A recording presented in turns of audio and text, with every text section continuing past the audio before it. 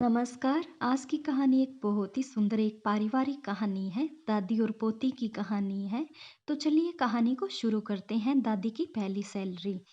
Vinod drawing room में बैठकर TV देख रहा था। मनीषा और सरला देवी दोनों किचन में थे।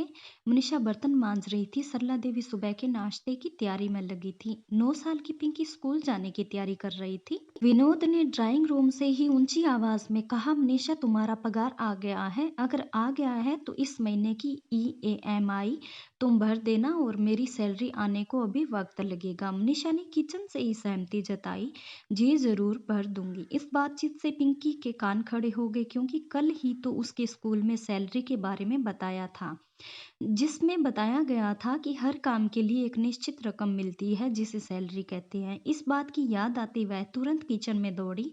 उसको ऐसे अचानक दौड़ते देख विनोद भी उसके पीछे पीछे गया। पिंकी ने अपनी दादी के पास जाकर उनसे पूछा, दादी आपको सैलरी नहीं मिलती है क्या? विनोद और मनीषा एक दूसरे की तरफ देखकर मंद मंद मुस्काए। सरला देवी ने पिंकी को समझाते हुए कहा, बच्चा तुम्हारे मम्मी पापा ऑफिस जाते हैं इसलिए उन्हें सैलरी मिलती है। मैं तो घर पर ही रहती हूँ ना, इसलिए मुझे सैलरी नहीं मिलती।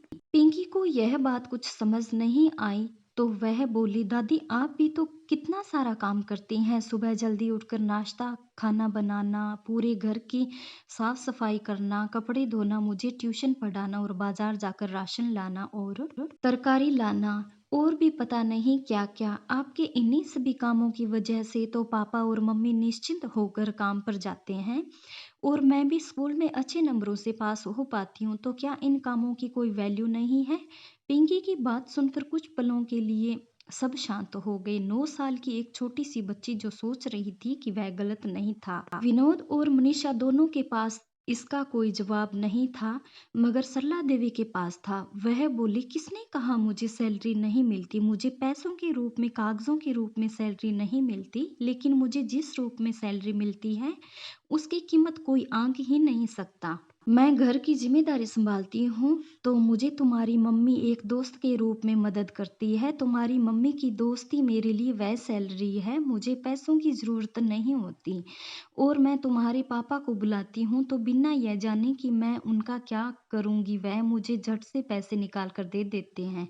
तुम्हारे पापा का यह विश्वास मेरी सैलरी है और तुम जो मुझे इतना प्यार करती हो, मेरे बारे में इतना सोचती हो, वह तो मेरा बोनस है। अब बताओ क्या मुझे किसी से कम सैलरी मिलती है? दादी की बातें सुन पिंकी खुश होकर दादी के गले से लगते हुए बोली, अरे वाह दादी आप तो बहुत अमीर है। सबके चेहरे पर बड़ी मुस्कान आ गई। मनीषा सरला देवी के पास आई, उनका हाथ पकड़कर बोली, मम्मी जी हमने कभी इस बारे में सोचा ही नहीं, लेकिन आपको कभी इस बारे में विचार नहीं आता कि आपको भी सैलरी मिलनी चाहिए? कभी कभार वह भी जब तुम लोगों को कुछ खरीद कर देना होता है तब थोड़ा सा बुरा लगता है। सरला देवी ने हिचकिचाते हुए कहा। पिंकी बीच में ही बोल पड़ी, तभी तो मैं आपसे कह रही थी दादी आप ट्यूशन शुरू कर दीजिए। विनोद और मनीषा दोनों सरला देवी की तरफ देखने लगे। यह क्या माजरा है मम्मी? विनोद ने पूछा। अरे कुछ नहीं बेटा, ये पिंकी तो बस बातें बनाती है। सरला देवी ने बात को टालने की कोशिश की।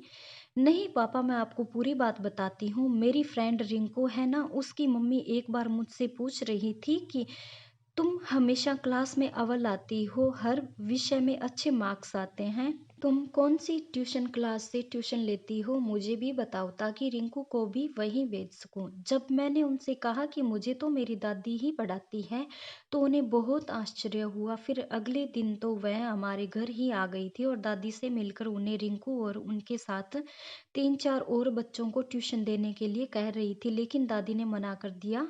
दादी हाँ भी कैसे करती, उनके पास दिन भर इतना सारा काम जो रहता है। पिंकी ने सारी बात खुलकर कही। विनोद बोला, अरे माँ आपको ट्यूशन पढ़ाना चाहिए। यह बात तो पक्की है कि आप पढ़ाती बहुत अच्छा है।